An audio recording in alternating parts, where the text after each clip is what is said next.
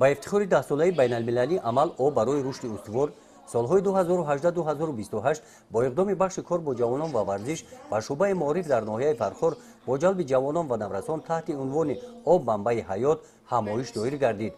این چورابینی با نقش پیشوای ملت پرزیدنت جمهوری تاجیکستان محترم امامعلی رحمان در حل مسائل گلوبالی جهان مربوط به آب تازه بخشیده شده با صحیفه های جالب اهمیت این ثروت طبیعت را جوانان انعکاس نمودند.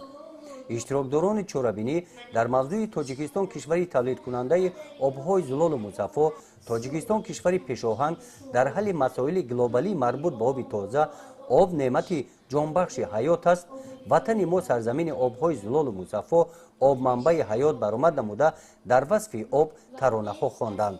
آب است و حیات پایدار است، آب است و زمین و کشت و کار است، محصول همه جهانی هستی، از هستی آبی فیضبار است. در این همایش بخشیده به آغاز 10 ساله بین المللی آب برای رشد استوار سالهای 2018-2028 نورسان و جوانان چنین رسمها را که ترنمگر طبیعت زیبای تاجیکستان مسکن و سرگاه آبهای شیرین و مصفا میباشند پیشنهاد نمودند.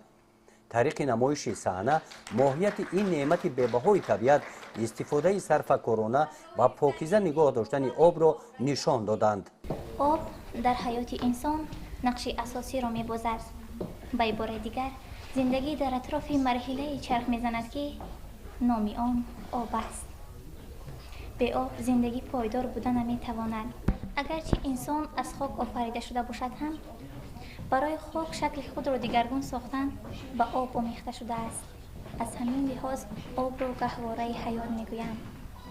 محبت را نسبت به آب باید از ماهی آموخت، زیرا وقتی که او را از آب میگیریم میمیرد.